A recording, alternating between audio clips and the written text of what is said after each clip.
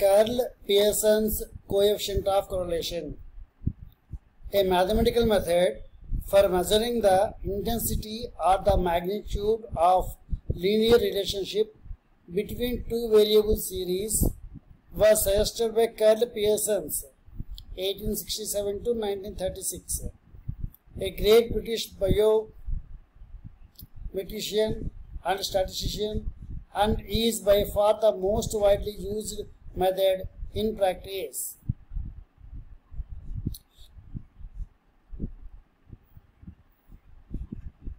Karl Pearson's measure, known as Pearson's correlation coefficient between two variables series x and y, usually denoted by r of x comma y or r suffix xy or simply r, is a numerical measure of linear relationship between them and is defined as the ratio of the covariance between x and y, written by COV of x comma y, to the product of standard deviations of x and y. Symbolically, మనం డైరెక్ట్గా formula తీసుకుంటే సరిపోతుంది. R is equal to covariance of x comma y by sigma x into sigma y. So n pairs మన దగ్గర ఉన్నాయి అనుకుంటే x1 y1 x2 y2 ఇలా n pairs మన దగ్గర ఉన్నాయి అనుకుంటే కోవేరియన్స్ కి ఫార్ములా ఏంటి 1 by n into sigma x minus x bar into y minus y bar. Sigma x అంటే ఫార్ములా ఏంటి square root of 1 by n into sigma x minus x bar whole square. Sigma y అంటే ఎంత square root of 1 by n into sigma y minus y bar whole square. దీని బట్టి మనం ఒక ఫార్ములాతో రాసుకుంటే ఏమని రాయొచ్చు అంటే r is equal to, అంటే ఇక్కడ 3 simplifications ఉన్నాయి, ఈ చివరికి తీసుకొని సరిపోతుంది. r is equal to sigma dx into dy by square root of sigma dx square into sigma dy square, where dx అంటే ఏంటి x minus x bar అన్నమాట, dy అంటే y minus y bar అన్నమాట. మనం ఈ ఫార్ములా అర్థం చేసుకుంటే సరిపోతుంది. r is equal to sigma dx dy by square root sigma dx square into sigma dy square, where dx is equal to x minus x bar, dy is equal to y minus y bar.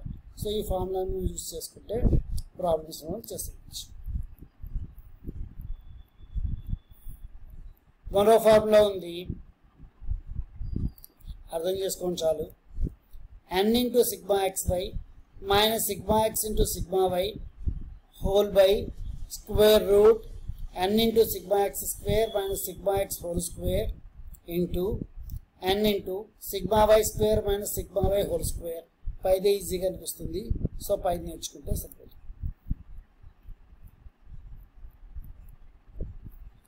మనకి ఇక్కడ ఒక problem కూడా మనం check చేద్దాం. Calculate Karl Pearson's coefficient of correlation between the expenditure on advertising and sales from the given data. మనకి x, y అనేటువంటి 2 variables ఇచ్చారు. x values వరుసగా 39, 65, 62, 90, 85, 75, 25, 98, 36, 78. y values 47, 53, 58, 86, 62, 68, 60, 91, 51, 84. మనకి హారిజాంటల్గా ఎప్పుడు ఇస్తారు, మనం వర్టికల్గా రాసుకోవాలి.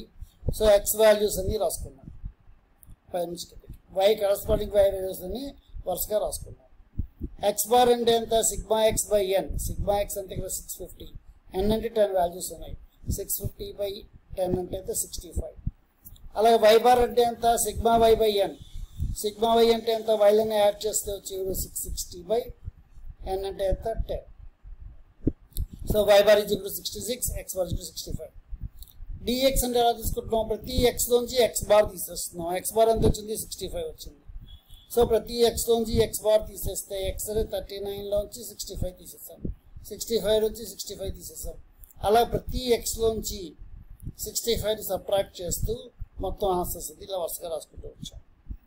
సిమిలర్లీ dy అంటే ఎంత ప్రతి y లోంచి y బార్ తీసేయాలి. ఇక్కడ y బార్ అంటే ఎంత 66. సో ప్రతి y వాల్యూలోంచి అంటే 47 లోంచి 66 తీసేయాలి. 53 లోంచి 66 తీసేయాలి, 58 లోంచి 66 తీసేయాలి, 86 లోంచి 66 తీసేయాలి. అలా ప్రతి y వాల్యూలోంచి కరస్పాండింగ్ y బార్ తీసేస్తూ dy రాస్తాం. దెన్ dx స్క్వేర్, ఈ dx లో కాలంలో ఉండే ప్రతి నెంబర్ని స్క్వేర్ చేసుకుంటూ రాయాలి. dy స్క్వేర్, dy కాలంలో ఉండే ప్రతి దాన్ని స్క్వేర్ చేసుకుంటూ రావాలి. dy square, dx into dy కనుక్కున్నాం. ఇక్కడ ఉన్న dx ఇంటూ ఇక్కడ ఉన్న dy ఏ రోకి ఆ రో మల్టిప్లై చేసుకుంటూ రాసుకుంటూ వచ్చాం. సో వీటి సమ్స్ అన్ని కూడా మనం తీసుకుంటే sigma x 650, sigma y 660, sigma dx 0, sigma dy 0, sigma dx square 5398, sigma dy square 2224, sigma dx dy 2704. R is equal to formula ఏంటి? Sigma dx dy by square root of sigma dx square into sigma dy square. So sigma dx dy అంటే 2704 వచ్చింది. ఆ value ఇక్కడ రాసాం న్యూమరేటర్లో.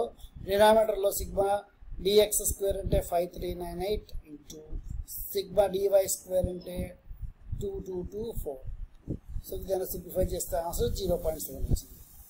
So ఈ రకంగా మనం ఫార్ములా తెచ్చుకొని ఎక్స్ బార్ వై బార్ కనుక్కొని dx dy కనుక్కొని dx స్క్వేర్ dy స్క్వేర్ కనుక్కొని dx ఇంటూ dy కనుక్కొని ఫార్ములాలో సబ్స్టిట్యూట్ చేయడం ద్వారా మనం ఈ ప్రాబ్లమ్ని సాల్వ్ చేస్తాము. చాలా ఈజీ ఫార్ములా, చాలా ఇంపార్టెంట్ ఫార్ములా. తప్పకుండా నెంబర్ ఆఫ్ ప్రాబ్లమ్స్ వీటి ప్రాక్టీస్ చేయండి. మనం అలాగే నెంబర్ ఆఫ్ ప్రాబ్లమ్స్ చెప్తాం, మనం ఫాలో అవ్వండి.